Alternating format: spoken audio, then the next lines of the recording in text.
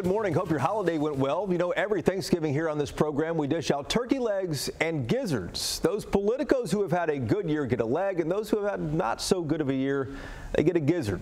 Bud Kennedy of the Star-Telegram is in studio with his choices. Ross Ramsey of the Texas Tribune has a list in Austin, and I do as well. Gentlemen, welcome, and look at that turkey tie you got on there, Bud. I hope everybody had plenty of turkey. We've got a little more this morning.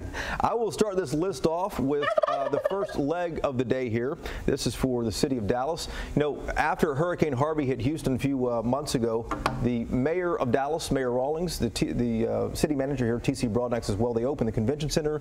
They opened other facilities here in Dallas to help, you know, house these people who had been evacuated from the hurricane. In addition to that, though, the mayor pro tem, Dwayne Caraway, he led the successful charge to remove the statue of Robert E. Lee up here, and that happened while few other cities had the courage to do so. You know, Dallas has had a great year. They've had great success. The downtown developments continue to grow and flourish. You know, the bridges, everything's kind of coming into place. I think everybody's talking about what a great year Dallas had. Dallas has been fortunate in 2017. We'll see what it looks like in 2018. You have a gizzard, Ross. Who's next, man? I do have a gizzard. With all the news of sexual harassment in the media, in politics, in business, and everywhere else, the Texas legislature found that it doesn't have a policy in place, really, for staffers and guests to the Capitol and even legislators themselves who are sexually harassed to report it safely and without any recrimination. And so they're scrambling to put together a policy now. They're behind the times like so many are, but they don't have a place to take care of the victims of this thing, and they're trying to patch that up. You know, Ross, I read the Texas Tribune article you guys did on this. We're in 2017. How in the world has that not been implemented?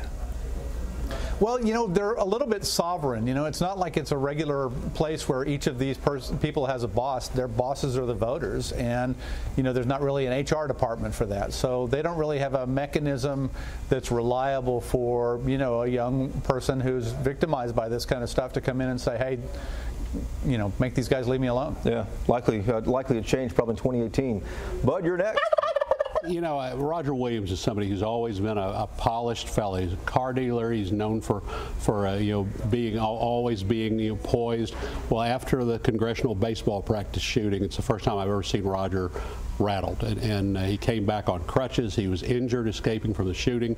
His friends had just been shot. You know, some of the friends and aides still in the hospital. You know, it was a time when Roger was really he was really human. He was really crying. He was really sad. He was really upset. You know, but he picked himself up. You know, it was tough for everybody that day, but he picked himself up. Joe Barton was there too. You know, they all put themselves back together and went back to Capitol Hill. They worked on health care. They worked on taxes. He hasn't changed his position on anything, but he picked himself up and went back to work. Do you think that changed him at all? Changed Congressman Williams? I think that it's changed. It's made him more human and easier to talk with. It hasn't changed his position. Gotcha. Now for my gizzard, first one of the day. It's for Democrats. You know, nationally and statewide, they couldn't have been given a better gift with President Trump in the White House. And so far, you know, the end of 2016, first of 2017, they can't seem to capitalize on that. Nationally, you know, Democrats have had a lot of trouble fundraising. Statewide, here we are, what, 2 or 3 weeks away from the filing deadline. They don't have a prominent candidate for governor yet, so we'll see what happens with that. But the 2018 midterm election is certainly going to be a test of their future. We're still talking about a national figure who isn't even technically a Democrat, Bernie Sanders. You know, the Texas Democrats have no identifiable leader. They have a young up-and-coming candidate. They have a few other people down the ballot, but they haven't even filled in all the blanks. It is incredible. Ross, you're next with the leg.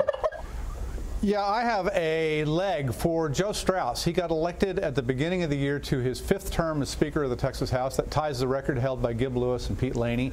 And he had a really good year. Joe Straus has been a little bit of a quiet leader at the front of the Texas House until this year, and he sort of found his voice and found his issue in opposition to what was known as the bathroom bill. He decided to represent establishment and business Republicans in a fight against social conservatives. He prevailed. He had a really great year.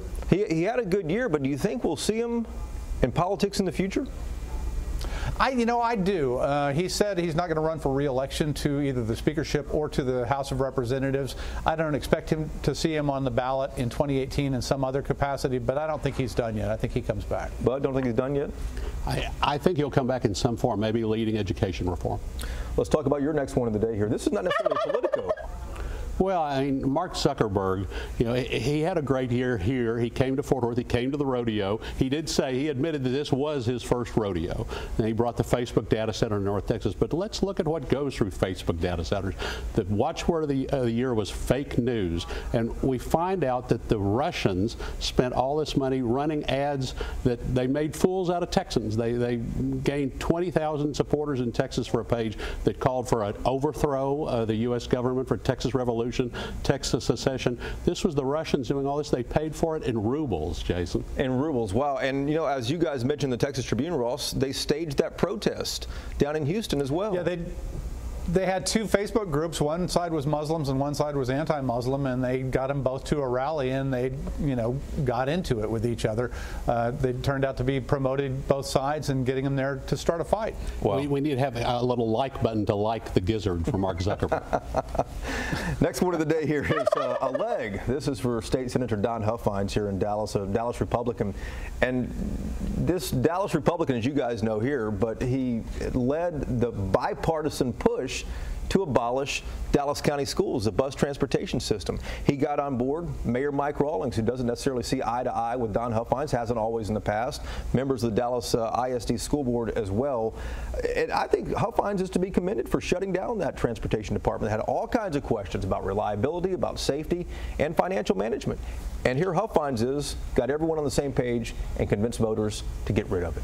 Well, he hasn't gotten a lot done, but that was something big that he did get done, and it was something that helps all the taxpayers in Dallas County. Now, the question is whether Dallas is really going to save any money by shutting down the countywide system. That's not so clear. And that is not clear yet. Ross, you have the next one here. A leg. Yeah, Greg Abbott had sort of a rough start to the year. He had a bumpy legislative session, but then Hurricane Harvey hit, and the governor went into what some friends of mine call county commissioner mode. When the governor puts on the leisure wear with the governor tag, and got down to Houston and got arm deep into that. Really showed himself to be a leader in a time when the state's biggest city was in deep, deep trouble, and I think came out with a really good year as a result. What do you think about that? It was a big performance on the big stage, and you remember in the beginning during Harvey, the first week or so, we were saying it seemed like the rest of the world, the most best-known Texan was Mattress Mac, and Governor Abbott, finally was able to get some traction and get some attention for what he was doing for the people of Houston. Found his footing and found his voice. Gotcha.